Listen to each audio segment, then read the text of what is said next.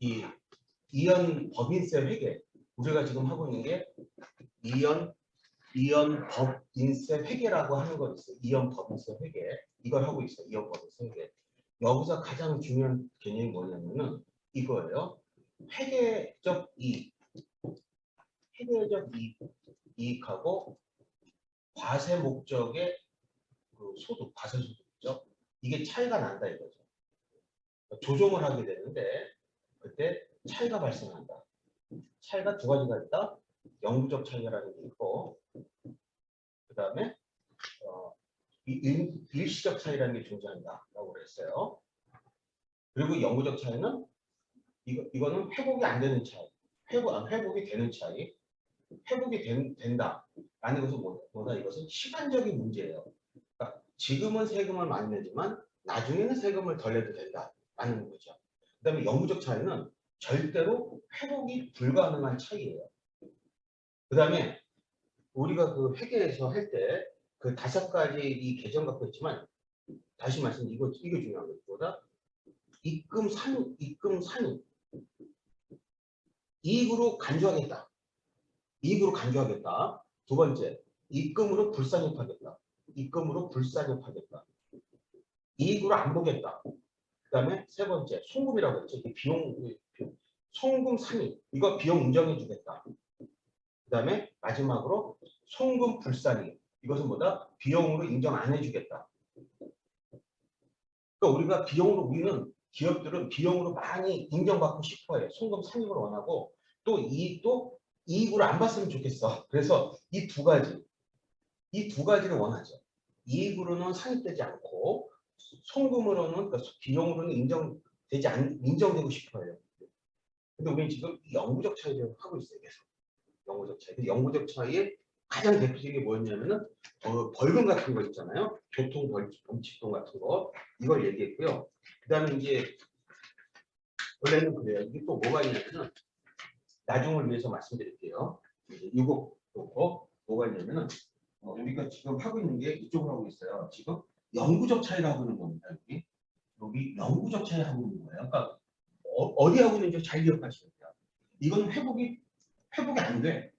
가는 거야. 그리고 뭐가 있냐면 예를 들어서 이런 게 있어요. A라는 회사가 있고 B라는 회사가 있어요. 근데 A라는 회사가 엄마 회사예요. 엄마 회사. 우리 이거를 지주회사라고 그러죠. 지주회사라고 그러고 이쪽은 자회사.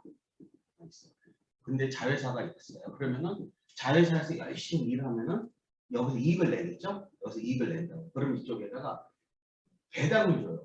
배당을 지급해야 돼. 즉 왜? 주식을 갖고 있잖아. 그러니까 당연히 자회사가 열심히 일을 해서 이익을 냈어. 그럼 이익을 내면은 세금도 다 낼 것이고 그러고 나서 배당을 주겠죠. 그럼 배당을 줘요. 그러면 여기 배당 수익이 생기겠죠. 근데 생각해봐. 세금 여기서 벌써 다 냈잖아. 이익에 대해서. 이익을 만약에 100원 벌었어. 근데 여기서 세금을 20원을 냈어. 그래서 당기순이익이 80이 나왔어. 당기순이익이 80이 나왔어요. 근데 80에서 만약에 50% 주식을 50% 갖고 있다고 할게요. 자회사. 그러면은 40원이잖아. 요 40원을 배당으로 줬어. 근데 이쪽에서 세금 다 벌써 냈잖아요. 근데 여기서 또 만약에 이거를 세금을 또 하게 되면은 계속해서 돈을 또 얘가 또 배당을 줘버리면은 여기서 본 돈은 모두 다 배당으로 빠져나갈 거예요. 그렇잖아요. 그러면 결론은 뭐예요? 돈은 벌었지만 이 B 회사가 벌었지만 주식을 갖고 있는 데로 해서 계속해서 배당을 주게 되버리면은 남는 게 하나도 없게 돼요. 그렇기 때문에 이런 경우 있죠. 자회사의 배당금을 수령하는 경우는 보다 과세소득을 인정해주지 않아. 그리고 이건 회복되잖아. 그럼 뭐예요? 이것은 입금 불산입되는 거죠. 그러니까 만약에 어떤 회사가 지주회사고 어떤 회사가 자회사야. 열심히 일을 해서 배당을 줬는데 그럼 A라는 회사 입장에서는 배당금 수익이 있잖아. 배당금 수익이 있음에도 불구하고 그럼 손익계산서에다 수익은 잡아야 돼. 손익계산서에다가 손익계산 하지만 과세소득계산은 어떻게 해? 빼야 되는 게 지금 정상적인 거야. 왜? 벌써 다 밑에서 돈 계산하고 나온 거잖아요. 그렇기 때문에 이 차이는 회복이 안 돼. 이건 나중에 시간이 흘러서 다시 되돌려주지 않습니다. 그러니까 이것은 무슨 차이? 입금 불산입이 되는 경우죠. 입금 불산입이 되면서 영구적 차이가 되는 거야 이거는. 그러니까 요 구분을 할 수 있어야 돼. 여기서 과연 네 가지 중에서 어디에 해당되느냐. 어? 그 다음에 그 차이가 영구적이냐 일시적이냐. 요걸 이제 생각하는 거예요. 영구적 차이는 이런 것들이 있어요. 그 다음에 또 옛날에 금융위기가 있어요. 금융위기가 언제 있냐면 2007년도 때 엄청난 금융위기가 왔어요. 아마 이제 저는 그걸 직접 경험했어요. 왜 경험했냐면은 이때 제가 소속된 회사가 이 컨설팅 회사의 수입이 거의 50% 이상 급감합니다. 네, 급감했어요. 금융위기 때. 그러니까 이 금융위기 때 옛날에 미국에서 어떻게 했냐면은 그 CEO들 있죠.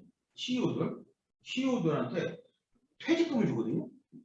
퇴직금을 주는데 정상적인 퇴직금은 회계상의 비용 맞고 세법상에서도 비용 맞죠. 세금상에서도. 그런데 일정 정상적인 한도를 초과해.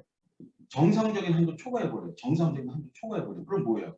자기들이 그렇게 작당해갖고 자기가 사장이 자기가 작당하니까 어떻게 해요? 원래 퇴직금 10억인데 퇴직금 100억을 줘버려. 그러면은 회사 입장에서는 세금 덜 내잖아. 그럼 말이 안 되지 이것도 자기들이 작당하니까. 그래서 원래는 일정한 수준을 초과하는 법이 뭐냐면은 일정 수준의 범위를 초과하는 퇴직금들이 있죠. 초과 퇴직금. 그러니까 우리 한국 같은 경우는 곽상도 그 아들 있잖아. 이런 애들 네? 곽상도 아들 뭐 퇴직금 50억 받을 때면 20억. 이거는 걔한테는 수입이 그냥 그 화천대유 이 회사가 있다면 화천대 입장에서는 누가 보더라도 정상적 퇴직금 아니죠. 근데 그걸 만약에 퇴직금 인정해줘버리면 어떻게 되겠어요? 화천대유는 다 돈 내주고 되면 어떻게 해요? 뭐 회계상 이익도 적게 나오지만 세법상 이익도 적게 나면 안 되잖아요. 그러니까 이것은 정상적인 한도 일정 수준 범위를 초과하는 퇴직금이죠. 이런 거는 인정해주면 안 돼요. 그러니까 우리 직원들한테 지금 나가는 정상적인 퇴직금에 대해서는 전부 다 비용 처리가 돼요. 하지만 만약에 여기 사장님이 있다. 우리 회사에. 그 회사 사장님인데 그 사장님한테 퇴직금을 만약에 한뭐 1,000만 원, 아니 1,000만 원은 괜찮고 한 2억 좀 이렇게 만드는 거예요. 그래서 인정해주지 않습니다. 그리고 이 당시는 퇴직이 아니라 뭐다? 실질적 해고예요. 해고거든. 아니 잘하지도 못하는데 무슨 퇴직금을 줍니까? 그렇죠? 이건 해고예요, 해고. 그다음에 이제 우리한테 가장 관심, 여러분들 한번 찾아보세요. 뭐가 있냐면 계속 내가 일글자를 쓰고 있어요. 일정한 범위. 이걸 계속 쓰고 있습니다. 일정한 범위. 일정한 범위가 참 중요해요. 일정한 범위를 초과하는 접대비야. 이걸 찾아보세요. 얼마나 되는지.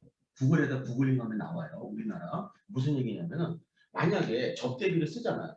그러니까 저도 우리 아시는 분들하고 밥 먹은 거를 요번에 비용 처리를 많이 했어요. 요번에. 비용 처리를 하고 싶어. 어디 가서 누구랑 뭐 칼국수를 먹었어. 2만 원짜리 둘이서. 그리고 그냥 비용 처리하는 거예요. 그냥. 근데 그건 인정돼. 그런데 일정한 범위를 초과해버려. 예를 들어서 그냥 한 500만 원. 500만 원을 접대비로 처리해버린다. 개인이. 그럼 말이 안 되지. 그럼 식구들하고 같이 밥 먹고 우리 부모님 시골에 가서 밥 먹고 다 접대비 처리하면 안 되잖아요. 그러니까 일정한 범위를 줘요. 일정한 범위. 그래서 요거를 찾아보면 나와. 그래서 일정한 범위를 초과하는 접대비라는 얘기는 그러면은 일정한 범위 내의 접대비는 인정해 주겠다는 얘기로 생각하셔야 돼요.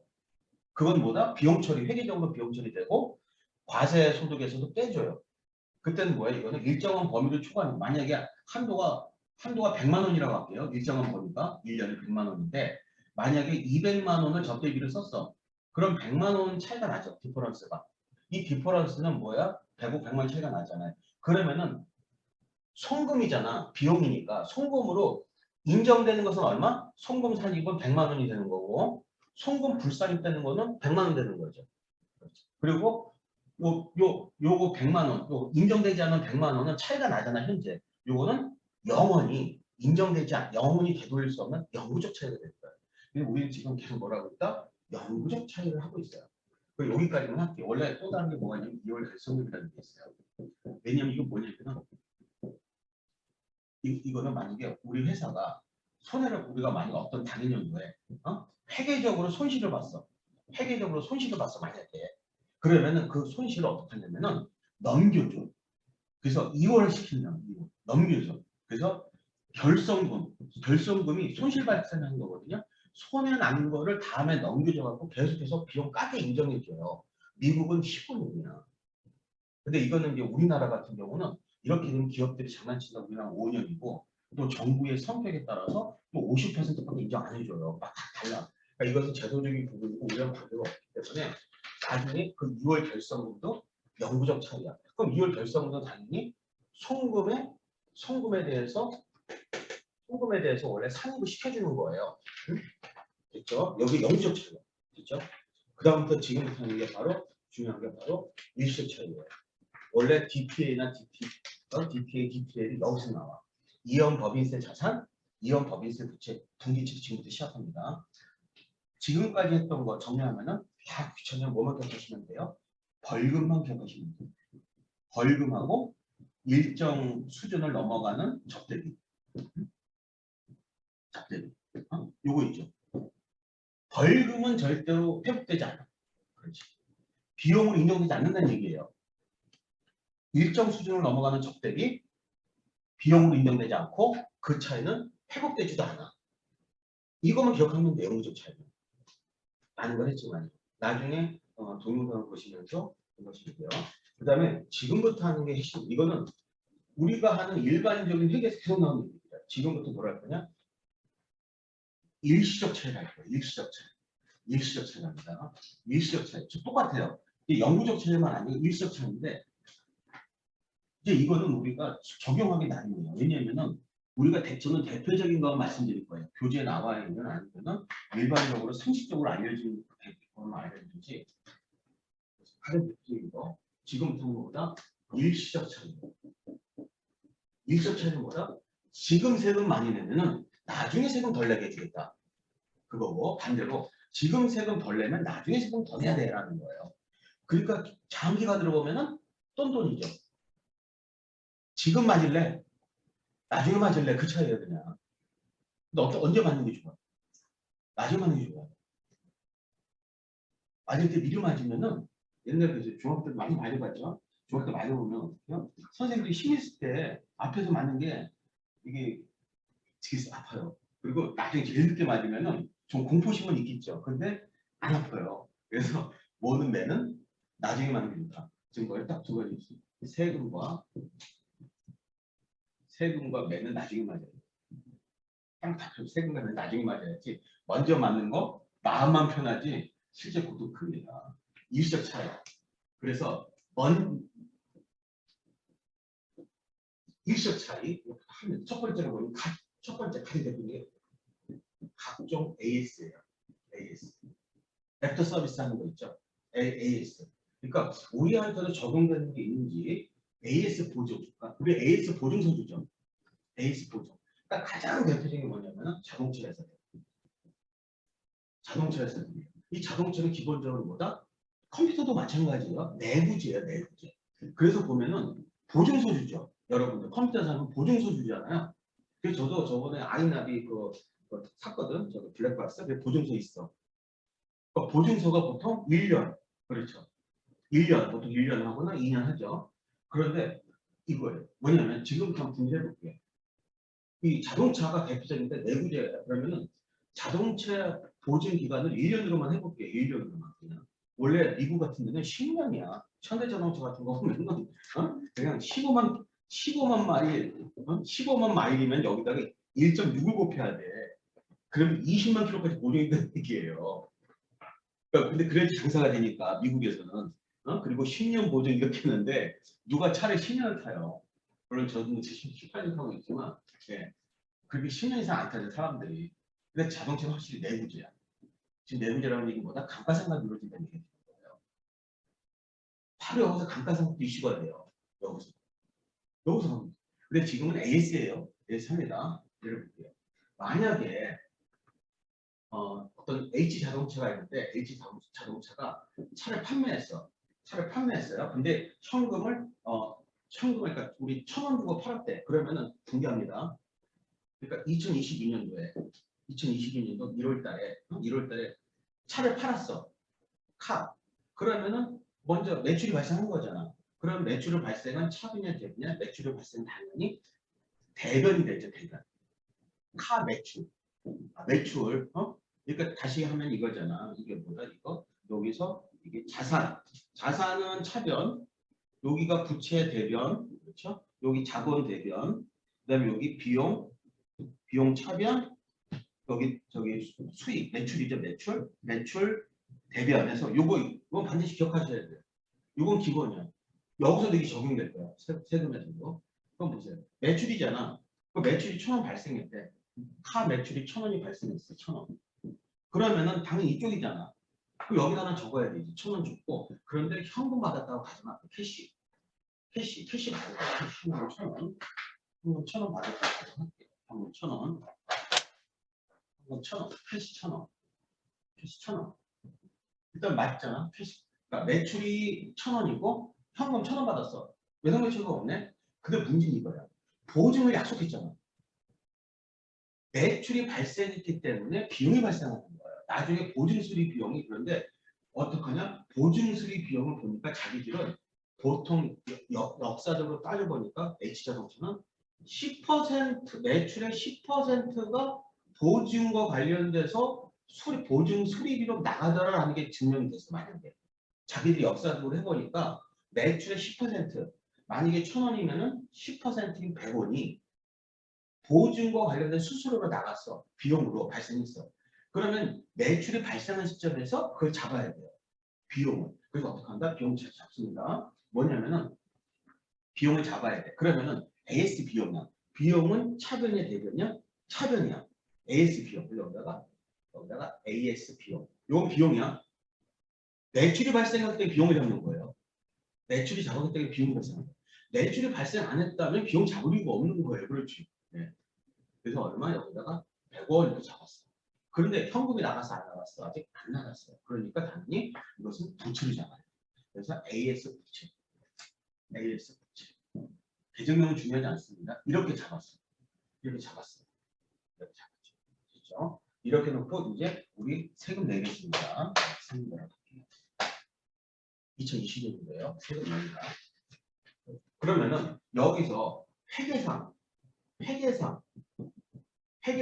이익이 얼마인가 보세요. 회계상 이익 보면은 뭐 딴 이익도 있잖아.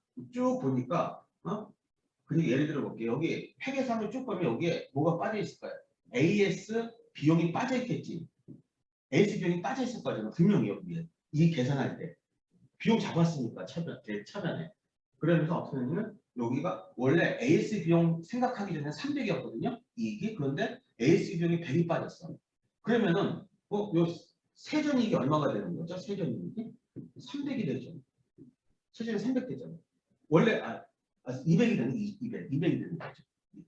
그러니까 원래 AS 비용을 감안하기 이전에 이익이 300이었는데 AS 비용을 감안해야 되잖아요. 그러니까 세전이익은 200이 되는 거죠. 그렇죠? 그런데 이 세금 장부에서는 어떡하냐? AS 비용 지금 현금주의라고 그랬거든요. 이거 아직 돈 안 냈잖아. 이거 돈 아직 안 빠져나갔잖아. 그럼 어떻게 할 거야? 그냥 세금 장부에서는 어떻게 세금 목적의 장부에서는 어떻게 되는 거예요? 얘는 과세소득이 얼마가 되는 거야? 과세소득가 이렇게 되는 거죠. 세전이익이 이렇게 되는 거야. 세전이익이 얼마가 되는 거야? 세전이익이 얼마 계산돼서 나왔어요? 세전이익 200이 돼 있잖아. 이렇게 여기에다가 플러스 업 시켜주는 거야. 얼마? AS 비용을 업 시켜주는 거야. AS 비용을. 너 이거 왜 빠졌냐? 다시 더해줘 이렇게 하는 거지 위에서. 그러면 이게 바로 과세소득. 과세소득이 얼마가 되는 거야? 300이 되는 거야. 이거 이해됐어요? 이거? 그건 어렵지 않죠. 그러니까 AS 비용이 손익계산서에서 비용을 빠졌는데 세금 목적에 가서 다시 더해줘야 되는 거야. 여기까지는 느낌이 똑같지 않아요? 세금 목적 이거. 그래서 기본적으로 회계 목적의 손익계산서를 가지고 이걸 만들어내는 조정 작업을 하는 거야. 그래서 위에서 비용 빠진 것들 잡아내고 매출 있는 거 더해진 거 빼고 다 잡아내는 거예요. 그래서 이렇게 해서 과세 300 이렇게 됐죠. 여기까지 됐어요. 그럼 이제 세금 계산 할게요. 세금 계산 30%라고 할게요. 만약에 30% 세금이 30%라고 가져가죠. 합니다. 그러면은 지금 그냥 만약에 우리가 일반적으로 손익계산서에다가 30%를 곱하잖아요. 그러면은 우리 법인세 비용이라고 하는 법인세 비용이에요. 비용은 손익계산서니까 법인세 재비용이에요. 원래. 그럼 이 30%가 얼마가 되는 거예요? 60이 되죠. 60이 되잖아요. 60. 60이 세금이 여기서는 60이 세금이잖아요. 여기서. 하지만 이쪽에서는 세금 얼마가 되는 거예요? 90이 되지. 실제 여기서는 얼마가 돼요? 90이 되는 거 아니야? 여기 30% 곱하니까. 그렇죠. 그럼 얼마 내는 거야 진짜 이거는? 60을 내야 되는 거예요? 90을 내야 되는 거예요? 아니 세법에 따라 세금 내는 거지 무슨 손익계산서에 따라 세금 내나? 그럼 저는 세금 하나도 안 낼 수 있어요. 세금 손익계산서라고 하면은 이거에 따라 세금을 내야 되잖아. 90에 따라서. 그럼 60과 90의 차이가 얼마야? 30. 근데 세금을 미리 냈어? 아니면은 세금을 미리 냈지? 세금을 90을 미리 냈잖아요. 왜냐면은 AS 비용은 아직 발생하지 않았는 발생했다고 가정하고 만들었는데 여기서는 야 AS 비용 감안하지 마. 뭐예요? 처음에 뭐란 거예요? 송금을 저기 어떻게 불상시킨 거지 지금? 송금 비용 인정 안 해준 거잖아. AS 비용을 인정 안 해줬죠. 송금 불상시켜줬어 일단. 그래서 근데 30이 차이가 나죠. 그럼 30이 차이는 나중에 세금을 지금 미리 냈지. 미리 냈잖아. 얼마만큼? 30만큼. 미리 냈잖아. 그러면 30은 나중에 덜 내도 돼요. 그러니까 미리 냈잖아. 30을. 얘 때문에 미리 냈잖아. 과세수도. 미리 냈으니까 나중에 덜 내도 돼. 30. 그럼 바로 회계처리 합니다. 회계처리 하는 거예요. 회계처리. 회계처리 합니다. 그럼 여기서 회계처리 할 때 우리가 나중에 30을 덜 내도 돼. 그러면은 덜 내도 되는 게 바로 뭐야? 2년 된 법인세 나중에 자산이 덜 내도 되는 금액이 얼마가 되는 거예요? 30을 덜 내도 되죠. 이게 차변에 잡히는 거예요. 차변에. 그럼 이제 생각해봐요. 차변에 잡혔어. 그러면 이제 근데 이 법인세 비용이 얼마죠? 법인세 재비용은 이게 손익계산서의 비용이잖아. 얘는 비용은 당연히 차변이죠. 그러니까 여기다가 법인세 재비용하고 얼마? 60차법. 그럼 이쪽은 당연히 90이 잡혀야 되겠네? 그렇죠. 세금은 얼마 내야 되지? 90 내는 거 현금으로. 근데 현금으로 안 내고 아직 다음 연도 내거든 기업들이. 그러면 이것은 뭐라고 그래요? 미지급 법인세가 되는 부채가 되는 거죠. 물론 세금을 미리 없애버리면 어떻게 돼? 현금이 적어도 돼요. 여기다가 현금을. 요거 이해됐어요? 요 부분이 핵심인 거야. 그럼 보면은 얘는 비용이잖아. 얘는 부채지. 근데 만약에 이거를 그냥 현금을 애싸게 내버리면 이거 지워버리고 이걸 지워버리고 뭐로 현금을 적어도 돼요. 캐시가 빠져나갔다. 캐시 90으로 적어도 되잖아. 그렇잖아. 미지급법은 부채잖아. 그러니까 이건 근데 미지급 법인세 다음 연도에 내니까 보통 이렇게 미지급 법인세를 해도 돼요. 요걸 적는 방식. 그러면은 이제 문제는 다음 연도야. 2년 됐다고 했잖아. 2년 됐다고 했잖아. 그러면 다음 연도 2023년도로 갈게요. 2023년도로 갈게요. 그러니까 연도를 뛰어넘기 때문에 많은 사람들이 힘들어해요. 많은 사람들이 힘들어합니다. 다시. 그럼 이거는 2023년도로 갔어요. 2023년도로 갑니다. 2023년도로 가요. 2023년도로 갔어. 1년 지났어. 드디어 뭐가 발생? AS 비용이 발생했어요. AS 비용이 발생합니다. 그럼 어떻게 할 거냐? 이번에는 AS 비용이 발생했어. 근데 똑같다고 가정할까요? 뭐냐면은 손익계산서는 그전에 300이었어. 근데 AS 비용이 이번에는 저번에 기억했으니까 AS 비용은 적을 필요가 없죠. 적을 필요가 없잖아. AS 비용 적을 필요가 없잖아. AS 비용 적을 필요가 없잖아. 그러니까 어떻게 되는 거야 이번에는? 세전이익은 얼마가 되는 거예요? 세전이 그대로 3명 내리고 있죠. 차를 안 파는 거야. 이때는 팔지도 않았고, 팔지도 않은 거고, 요때는 차도 팔지도 않고, AS 비용 작년에 매출한 거는 벌써 작년에 기록돼 있으니까 키워볼 필요 없죠. 근데 여기서 어떻게 하냐? 여기서 역시 마찬가지로 300. 근데 전년도 걸 기억해. 그래서 세금은 잘 갖고 있어야 돼, 자료들이요. 여기서 다시 저번에 안 했던 거 있잖아요. 저번에 안 했던 거. 빼줘야 되는 거지. 이게 세전이익이잖아. 이게 세전이익이 300이잖아. 올해 2023년도. 그런데 전년도 거 생각하는 거야. 전년도 거 우리 나 AS 비용 나 그때 못 받았잖아. 그럼 어떻게 이번에는 빼주는 게 아니라 AS 비용 이번에 발생했거든. 이번에 AS 비용이 현금 나갔거든. 그럼 빼주는 거. 그럼 뭐 과세소득 얼마가 되는 거야? 200이 되는 거야. 그러니까 장부리상 잘 기록 잘해도 돼. 세금은요. 어? 세금은 잘 적어둬야 돼. 그래서 AS와 관련된 항목들은 잘 살펴봐야 되는 거예요. AS 비용 내가 올해 매출 올리고 AS 비용 잡아놨어. 그러면 나는 이거 반드시 기억해둬야 돼요. 장부상으로. 그래서 그 재무상태 보고 비용 처리한 거를 손익계산서 작년 걸 찾아내야 돼요. 그래갖고서 이렇게 찾아내야 돼. 계정별로. 그럼 200이 되겠죠. 요 들어왔지. 그럼 이렇게 나서 요거는 세금 30% 나옵니다. 그럼 요번에 세금 얼마 나가요? 요번에 법인세, 이거는 법인세 비용이라고 할게요. 법인세 비용. 손익계산서니까. 법인세 비용 얼마? 90이죠. 30%. 얘는 법인세 비용 얼마야? 60이 되지. 법인세 비용이 아니라 얘는 이제 세금, 진짜 세금 내야 되는 게 얼마야? 60 있잖아. 여기까지 계산됐죠. 분기처리를 주면요. 분기처리. 그럼 실제로 세금 나가는 현금은 얼마가 나가야 돼요? 90이 나가야 돼? 60이 나가야 돼요? 60이 나가야지. 그럼 어떡한가? 이거는 잡겠습니다. 분기처리. 그러면은 실제로 현금이 얼마 빠져나가야 되죠? 현금이 얼마 빠져나가야 되지? 현금을 냈다 가정할게. 미지급법인세라고 안 쓰고. 90 적어야 돼? 60 적어야 돼? 현금 얼마 나가야 돼? 이거 나가야 되는 거지. 이렇게 적었어. 그렇죠. 그런데 실제 비용 발생한 건 얼마야? 비용 발생이라는 단어는 회계적인 단어예요. 90이죠. 여기다가 법인세 비용. 법인세 재비용입니다. 원래. 그럼 얼마? 90점. 그럼 30 모자라죠. 어디서 갖고 와야 돼? 바로 이연 법인세 자산을 갖고 오는 거야. 그럼 이연 법인세 자산은 전년도에 발생했던 게 30 어떻게 됐던 거죠? 이거를 갖고 와버렸지 이렇게. 그럼 이연 법인세 자산 2023년도 말에는 이연 법인세 자산이 있어 없어? 없어. 없는 거야 그냥. 그러면은 어차피 이거를 이렇게 인정해 주면 좀 형평성 있다고 보이잖아요. 그러니까 세금을 많이 낸 거지 이거. 세금을 덜 내게 줬지. 어차피 사라졌지.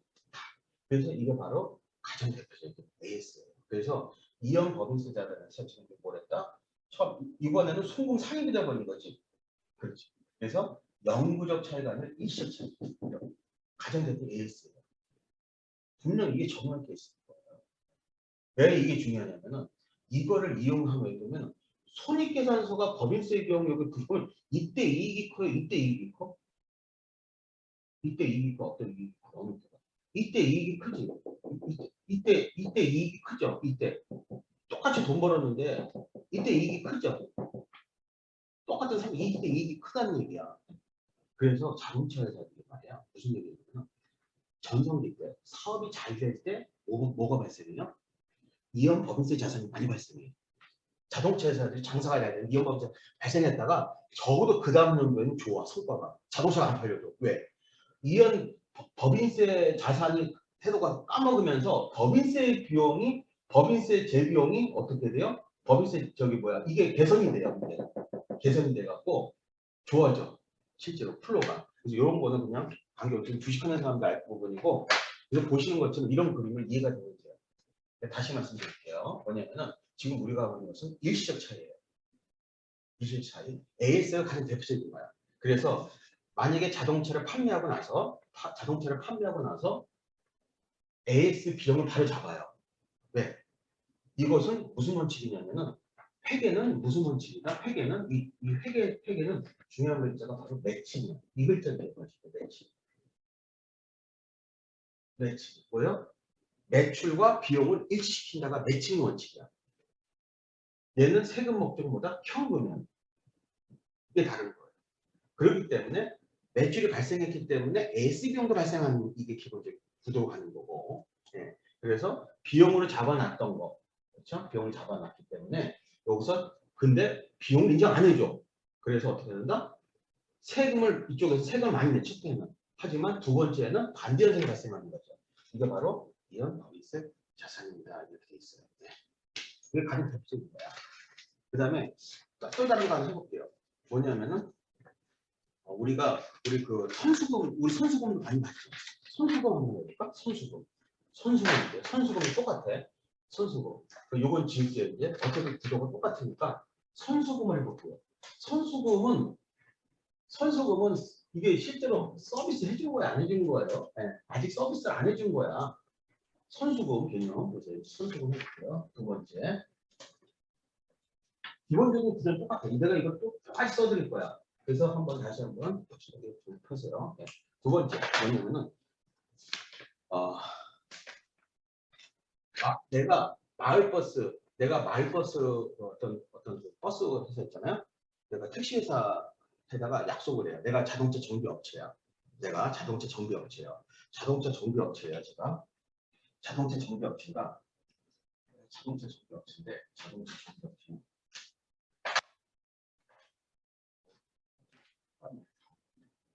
정비 업체 자동차 정비 업체인데 내가 택시 회사에 약속을 했어요. 내가 이거 해줄게, 수리해줄게. 그리고 뭘 받았냐면은 자동차 정비 선수금을 받았어요. 선수금 받습니다. 그래서 얼마 받았냐면은 받은 돈이 100원을 받았어. 내가 100원을 받았어. 그래서 2022년에 1월 달에 내가 현금을 많이 받았어. 분기처리해야 되죠. 일단 현금이 들어왔어. 그럼 일단 현금에는 자산이니까 당연히 차변이죠. 선수금은 현금 받은 거예요. 캐시 얼마? 100원 받았어. 그렇죠. 캐시 100원 받았어. 그럼 대변에는 그렇게 되죠. 근데 이거는 내가 매출이 아니야. 내가 나중에 서비스 해줘야 돼. 서비스 해줘야 돼. 그러니까 여기서 뭐 선수금이라고 하는 부채야. 선수금은 부채입니다. 선수금은 대표적인 부채이기 때문에 미리 돈 받았잖아. 뭐 서비스 해줘야 돼. 이렇게 됐어요. 그리고 나서 이제 이렇게 여기까지 끝났다 가정할게요. 근데 이제 그 다음에라고 할까? 이제 정비가 2022년도에 정비를 해줬다 하자. 2017년도에 정비해줬어. 그러면은 이제 어떻게 되는 거죠? 선수금을 까야지. 선수금을 까는 거잖아. 선수금을 없애야 되잖아. 부채가 내가 해준 거 다 해줬잖아. 2023년도 1월 달에 해줬어. 선수금 100원 까지. 그럼 이쪽은 뭘로 잡아요? 매출이지. 매출.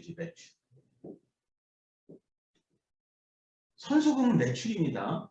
만약에 어떤 재단에서 무슨 행사할 때도 우리가 뭐 이렇게 받잖아. 그때도 선수금 받잖아. 어떤 행사는 한 달 후인데 한 달 전에 미리 예약을 하잖아요. 그럼 선수금 받잖아 우리가. 현금 받잖아. 현금 받고 선수금 잡아내서 원래. 그리고 나서 어떻게? 그 행사가 끝나면은 그러니까 그 행사가 끝나면은 그날 바로 매출 잡아야 되는 거야. 몇 시에? 11시 10분에. 그래서 매출 100원 이렇게 잡는 거지. 이렇게 잡는. 이 구조를 보셔야 돼요. 이게 기본적인 뭐다? 이게 흐름이 되겠죠. 그래서 이제 근데 왜 선수금을 매출로 안 잡았을까 이때? 선수금 이거 분명 매출과 성격인데 매출로 안 잡았을까라는 거예요. 매출로 안 잡았을까? 계속 얘기하는 거예요. 이 회계 우리 집 회계는 뭐다? 발생주의 회계라는 걸 계속 강조합니다. 발생주의. 뭐가 발생했다? 매출이 발생했다. 비용이 발생했다. 자산이 발생했다. 발생주의 될 때 반면에 이 세금 목적이 그건 뭐다? 현금주의라고 계속 얘기하고 있죠. 그러니까 이것 때문에 안 되는 거야. 매출 발생 안 된다. 왜 어떡한다? 우리가 계속 다시 돌아가지만 이 발생주의라고 하는 것은 매출을 언제 인식하느냐가 제일 중요한 거예요. 이게 제일 중요해요. 그러니까 자동차 정비업체에서는 매출을 언제 인식해줘야 돼요? 자동차 수리가 끝날 때만 인식하는 거야. 처음으로 받았다고 인식하는 게 아닙니다. 자동차 수리를 끝내줘야 돼. 그게 바로 매출의 인식 시점이에요. 현금 들어오고 나가 중요한 게 아니에요. 그러니까 우리 같은 거는 그 행사를 끝내는 시점, 바로 11시 10분에만 매출이 약해돼요. 그 전에 잡으면 안 돼요, 우리는. 그렇게 잡으면 안 돼요. 네. 그 다음에 만약에 이제 한번 해볼까요? 2022년도 손익계산서 만들어 볼게요. 근데 세전이익이 1,000원이라고 잡아볼게요. 세전이익이 1,000이야. 1,000인데 세전이익이 1,000이야. 근데 여기서 보면은 여기서 지금 뭐 잡을 게 없어. 그렇지. 여기서 비용 들어간 거 있나? 선수금 부채잖아요. 네? 선수금 부채야. 그럼 여기다가 세율이 만약 30%라고 할게. 세율이 30%. 여기서 지금 비용이 개입돼 있어 없어요? 비용이 개입돼 있지 않죠. 여기서. 오로지 뭐만 개입돼 있어요? 자산, 부채, 수익만 기록돼 있지 여기서 비용이 없는데 비용을 보면 안 돼. 비용 없어요. 그러니까 세전이익이 일단 1,000이 나왔어. 만약에 이 자동차 전기업체가 1,000원인데 세율이 30%래. 그러면은 이 법인세 비용은 얼마가 되는 거야? 법인세 비용은 얼마가 돼? 30원이죠? 아니 300원이지 300원. 300원이야. 그런데 이쪽에서 보는 거야. 여기서 보는 거야. 여기 얼마지? 세전이익이 얼마지? 세전이익 똑같이 여기 얼마지? 세전이익이 1,000원이지. 여기서는 지금 저 선수금을 부채로 보고 있기 때문에 손익계산서 안 들어온 거야. 손익계산서에서는 선수금을 부채로 보고 있으니까 여기 들어오면 안 되지 당연히.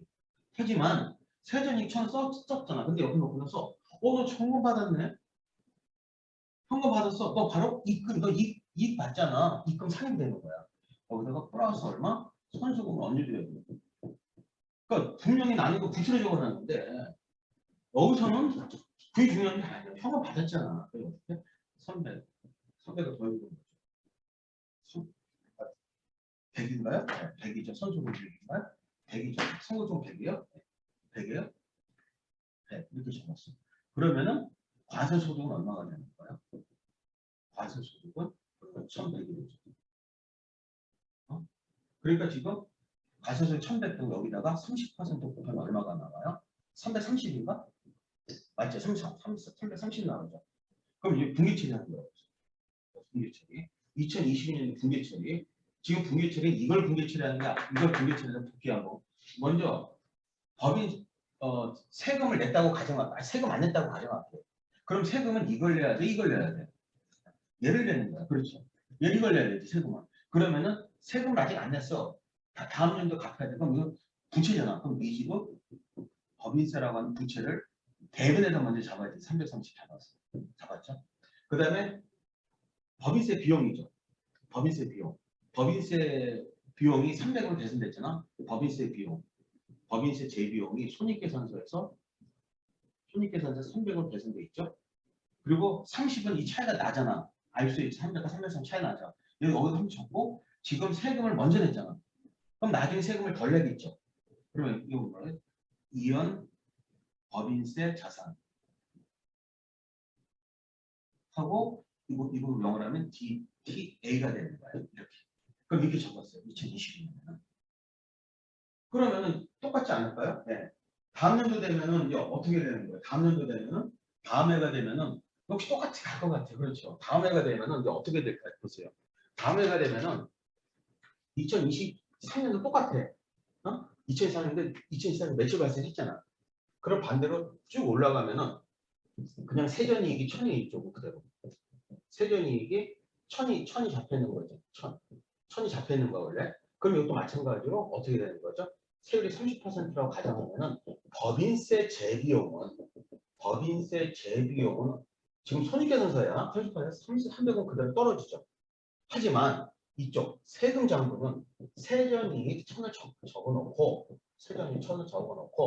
여기서 전년도에 세금 받았던 거 있잖아. 그 매출이 있던 거 있잖아. 저번에 여기서 매출을 잡은 거잖아. 이게 무슨 얘기야? 여기서 매출 잡았다는 얘기는 입금으로 상륙시켰다는 얘기잖아. 지금요. 그렇잖아요. 그걸. 근데 요번에는 저번에 했던 거를 어떻게 해야 돼요? 다시 갖고 들어와야 되잖아. 다시 갖고 들어와야 되잖아. 그럼 어떻게 하다가 다시 빼줘야 되겠죠. 빼주는 거잖아. 전년도 나 세금 냈으니까 나 세금 빼자면은 여기다가 그 선수금을 얼마 빼주는 거야? 100을 빼주게 되겠죠. 그럼 얼마가 남는 거예요? 네. 과세소득은 900이 되겠죠. 900. 맞나요? 과세소득 900? 900 맞잖아. 빼줘야 되잖아. 저번에는 얹어줬지만 이번에는 이거 빼줘야 되는 거야. 그러면 과세소득이 30% 얼마가 되는 거야? 270인가? 과세소득이 되는 건 270. 이거 세금 현금으로 내야 되잖아. 세금. 근데 이 세금은 내년도 내니까 미지급 법인세잖아. 그렇죠. 그럼 여기다가 대변에다가 미지급 법인세 얼마? 현금으로 적어도 돼요. 270을 대변에다 적었어 먼저 대변에다가. 그런데 차변에다가는 법인세 재비용이 얼마예요? 300이죠. 법인세 재비용. 재비용, 비용이니까 300 잡았어. 그럼 30 모자라잖아. 30을 여기다 줬고 뭐 어디서 갖고 와? 전년도에 있던 DTL. 그렇잖아. DTL을 갖고 와. 그럼 딱 떨어지죠. 딱 떨어지죠. 그래서 이게 바로 뭐다? 이게 바로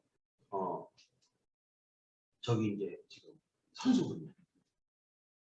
우리가 언젠가는 만약 제가 소속되는 그 비영리법인이 너네들 세금 내고 그 회계 기준을 어떻게 하라? 네, 만약에 그러면 어떻게 그렇게 해서 기업 회계 기준을 따르면 이렇게 다 알고 세금 내라는 얘기예요 결론은. 그럼 이제 우리가 이거를 모르면은 우리는 적응이 안 되는 거예요. 됐죠? 그러니까 분기치를 잘해야 돼요. 근데 여기서 중요한 게 있어. 한 가지 더 말씀드릴게요. 법인세 재비용과 제가 그냥 이렇게 법인세 재비용 얘는 느낌적으로도 뭐야? 손익계산서 손익이죠. 손익. 그다음에 또 여기 뭐가 있어? 미지급 법인세라는 애가 있죠. 얘는 부채지. 부채지. 얘는 부채야. 얘는 손익계산서의 비용이죠. 딱 느낌 보면. 근데 여기서 얘는 뭐다? 법인세 재비용은 얘는 목적이 뭐다? 회계라는 말 써야 돼. 재비용은 회계적으로 계산된 세금이야. 회계적으로 계산된 세금이 법인세 재비용이야. 이게 중요해요. 여기에는 뭐다? 현금 기준으로 현금 기준으로 계산한 실제 세금이야. 계산한 실제 세금. 이게 실제 세금이야. 실제 세금이야. 그러니까 이걸 구분해내야 돼요. 이거. 그러니까 법인세 재비용이라는 단어랑 미지급 법인세라는 단어를 확실하게 구분할 수가 있어야 돼요. 그러니까 법인세 재비용은 손익계산서에 기록이 돼요. 손익계산서에 기록되고 회계적으로 계산된 세금이야. 법인세 재비용 비용이 나와 있지 하지만 미지급 법인세는 부채고 현금 기준으로 계산한 실제 세금. 실제 세금이에요. 그리고 이제 이런 생각을 해봐야 돼요. 뭐냐면은 이 분기 처리할 때, 이 분기 처리 있죠. 이 분기 처리할 때, 순서를 잘 생각해요. 어떤 게 하는 게 제일 좋을까? 그러니까 여기서 보면은 원래 이렇게 하는 거예요. 얘가 1번이고, 얘가 1번이고, 응? 얘가 2번이고, 얘가 3번이고. 그러니까 무슨 얘기냐면은 1번을 적었다는 얘기는 미지급 법인세를 적었다는 얘기는 무슨 얘기지? 과세소득에서 먼저 끄집어낸 거야. 그 다음에 차변이나 대변에다가 디테일, 차변이나 디테일 적었지. 그러면은 이게 무슨 얘기냐면 먼저 세금과 관련된 애를 먼저 찾아낸 거고 미지급 법인세라는 얘기가 지금 부채라고 했잖아. 지금. 재무상태표를 먼저 적고 얘도 이혼 법인세도 이혼 법인세 자산표 재무상태표잖아. 얘는 자산 적고 나머지가 그냥 비용이라고 적어야 돼요. 왜냐면 그러니까 우리가 손익계산서에서 세금, 그러니까 세전이 얼마에다가 세율 얼마 해갖고 법인세 비용 계산하는 것은 잘못된 사고방식이라는 얘기예요. 원래 순서가 뭐다? 자산적 접근을 취해야 돼요. 즉 뭐다? 재무상태표 접근 방식을 취해야 된다는 얘기야. 그러니까 법인세 재비용을 내가 아까 적은 그게 아닌 거야. 뭐부터 적어라? 미지급 법인세, 즉 세금 계산해서 나온 금액 있잖아요. 얘를 먼저 적어야 돼. 미지급 법인세를. 그리고 나서 DTA나 DT를 적는 거야. DTL이라는 여기 적히겠죠. 얘 적고 그 다음에 얘는 뭐다? 이 방법을 우리 이것을 뭐라고 그래요? 플러그인. 회계에서 플러그인이라고 했잖아. 뭐야? 그냥 모자라는 거 쑤셔넣기 하는 거야. 이 방식을 취하는 거지. 손익계산서를 보면서 뭐 30%는 곱하 이거 방식이 존재하지도 않아요. 현실에서. 우리가 편하게 하려고 이렇게 하는 거예요. 그냥. 이런 방식이 존재하지 않고 어떻게 한다? 세금 계산하고 있고 얘 적고 이렇게 양식이 하는 거예요. 됐어요? 그럼 이 결론은 뭐예요? 미지급 법인세랑 이혼 법인세 자산, 이혼 법인세 부채 갖고 세금을 계산하는 거야. 이게. 근데 이제 우리가 받는 뭐 정기예금에 대한 이자 이건 달라요. 정기예금에 대한 이자 있잖아요. 근데 만약에 우리가 불화지 채권이라도 이건 달라지죠. 만약에 세금 명칭이 달라지는 거예요. 근데 그거는 우리 영구적 차이라고 했잖아요. 영구적 차이라고 했어. 그러니까 불화지 채권 이자 보면서 이거 뭐야 저기 그 불화지 채권 이자 보면서 이거 순간적으로 생각하면 일시차를 생각하면 안 되는 거예요. 지금 우리는 딱 뭐만 했어요? AS 보증하고 그 다음에 선수금. 우리랑 관련되는 건 선수금 쪽일 거예요. 미리 받는 거. 미리 받는 거. 선수금 받는 가장 대표적인 업체가 어디냐면 조선업이에요. 조선업 같은 경우는 이렇게 보시면 되겠어요. 그래서 감가상각을 한번 감가상각도 한번 해볼까? 감가상각이요? 감가상각. 왜냐면 감가상각이 실제로 이게 임팩트가 커요. 우리한테 연관된 감가상각이에요. 감가상각. 지금 사실 지금 이거 할 수 있을까? 네. 그러니까 일단 이론적인 걸 먼저 할게요. 이론적인 거요. 네. 그러니까 여기서 개념이 추가됐어. 뭐냐면은 여기서 플러스 뭐가 된다? 거기다가 입금산이 입금불산이 송금산이 송금불산이 그다음에 영적차 일시차 해놓고 여기다가 플러스는 게 뭐야? 법인세 재비용과 미지급 법인세의 차이를 구분할 수 있어야 돼요. 이걸 구분해낼 수 있어야 돼요. 법인세 재비용은 손익계산서에서 비용인데 얘는 그냥 회계적 비용이고 얘는 뭐다? 실제 현금주의에서 계산한 세금, 실제 내는 세금이라는 거. 이거를 해야 돼. 이 부분을 전혀 범위가 넓혀가고 있어. 그리고 일단 이걸 구분해내야 되고 이거 가야 되고 이거까지. 그다음에 이걸 이거 볼게요. 만약에 우리가 이형 법인세 자산 이제 요건 지우고 이형 법인세 자산을 할게요. 이형 법인세 자산. 왜냐면 감가상각을 하는 감가상각이 계속 일시차이가 있어. 감가상각이 쉬운 파트가 아니에요. 감가상각이 우리가 정액법으로 하고 있잖아. 그렇죠. 감가상각은 우리가 대부분 정액법으로 편하게 하고 있는데 실제 세법에서는 가속상각을 시켜. 가속상각. 그러니까 뭐냐면 가속상각. 그러면은 그건 뭘 하는 거냐면 일단 지금 우리가 일시차이 하고 있는 거야. 일시차이가 다시 일시차이 하고 있는 거야. 근데 일시차이 가장 대표적인 게 감가상각. 감가상각. 근데 감가상각은 회계에서 우리 뭐라고 했죠? 유형자산이라고 했지만 유형자산. 유형자산에 대해서 뭐 하는 거죠? 이 감가상각이라는 것은 유형자산에 보다 유형자산을 취득할 때 우리 자동차를 취득할 때 원가가 있잖아요.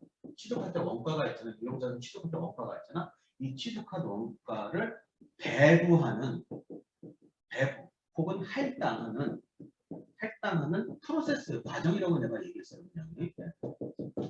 그러니까 다시 얘기하면 감가상각은 뭐냐면은 감가상각은 유형자산, 그러니까 자동차라든지 아니면 컴퓨터라든지 아니면 건물이라든지 이런 거를 취득할 때 원가가 있잖아. 취득할 때 원가 다 얹어갖고 그 원가를 배부하는 프로세스인데 1년이 넘어가니까 대부분이 이제 1년이 넘어가니까 배분하는 거예요. 그리고 이제 일단 이거 설명하고 보면 다시 얘기해 DTA라는 게 있어. 이거 볼까? 이연 법인세 자산이라고 그랬죠.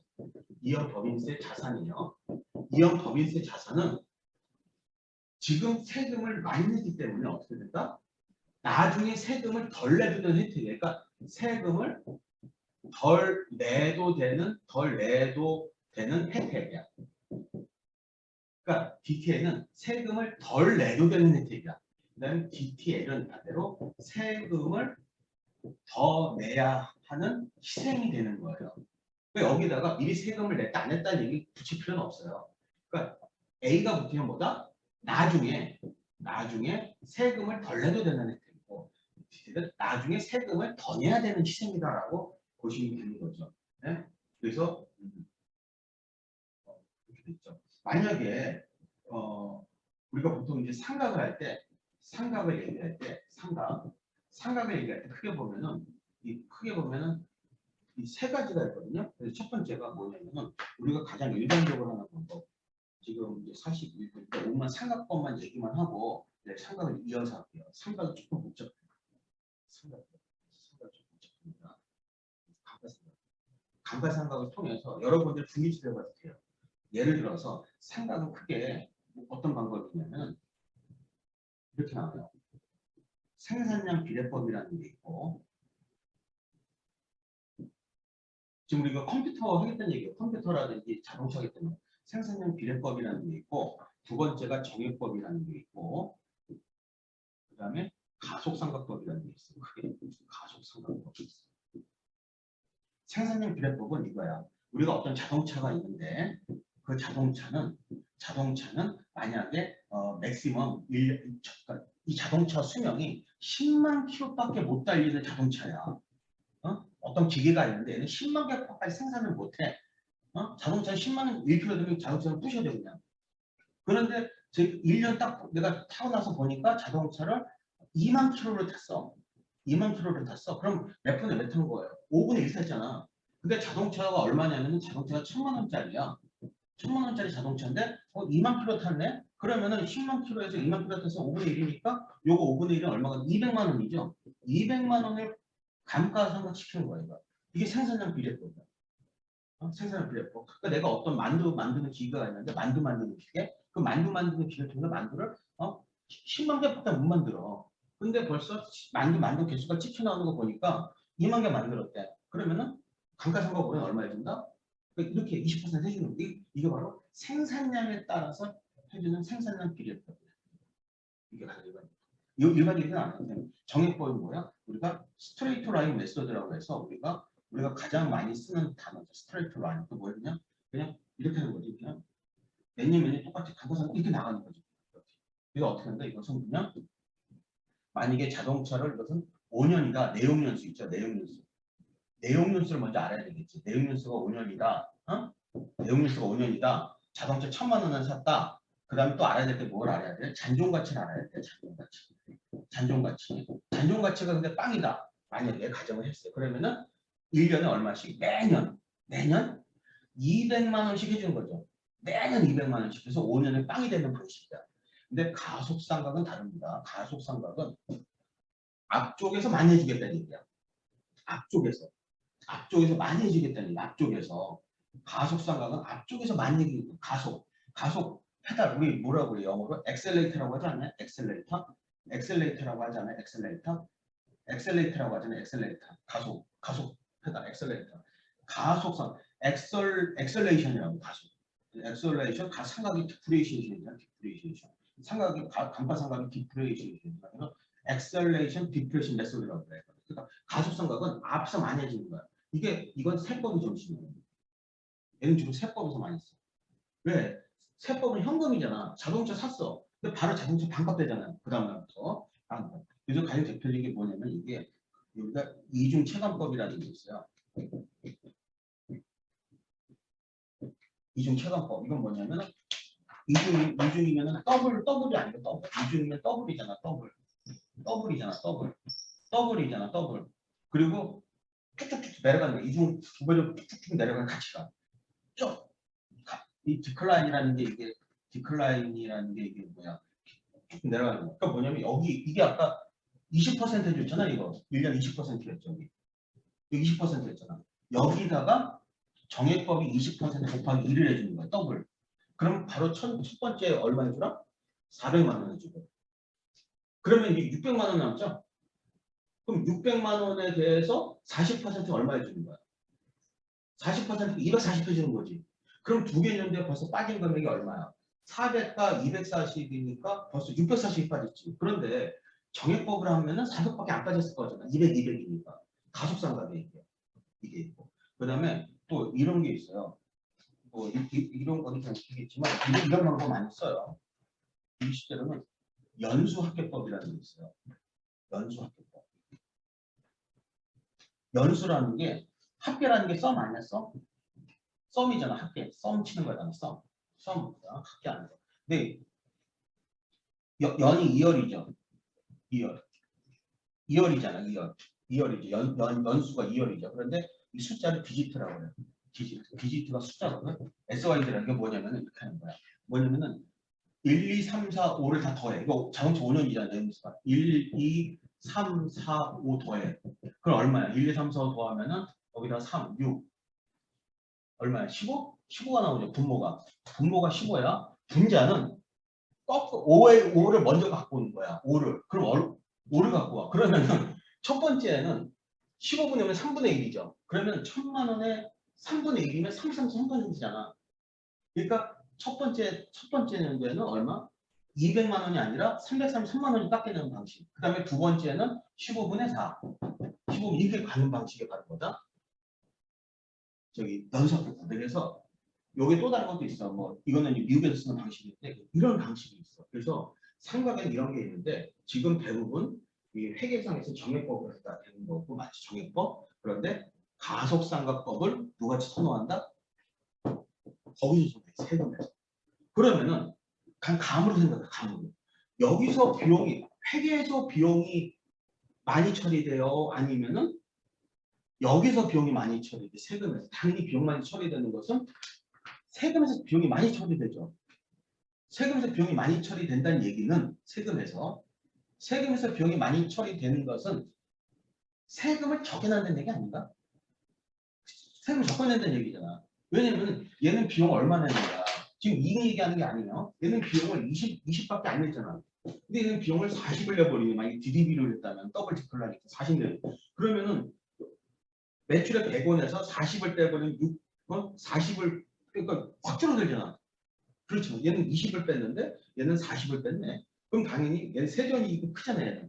얘는 비용을 많이 뺐으니까 송금을 많이 인정해 줬으니까 송금 많이 인정해 줬으니까 과세소득이 줄어들잖아. 그러니까 실제 세금 적게 내겠지. 이번엔 뭐가 발생할 거야? 세금을 지금 적게 냈기 때문에 나중에 세금을 많이 내야 되는 거야. 나중에. 그럼 바로 DTL이 발생할 거야. 이게 좀 따봐야 돼요. 그래서 감가상각을 이렇게 인정해 주게 되면은 가속상각을 하게 되면은 손익계산서는 당연히 좋게 보여요. 그렇죠. 하지만 세금이 어떻게 DTL이 많이 날 거라는 게 보여야 돼요. 그래서 부채가 늘어나는구나. 이렇게 여기까지 할게요. 여기까지 하고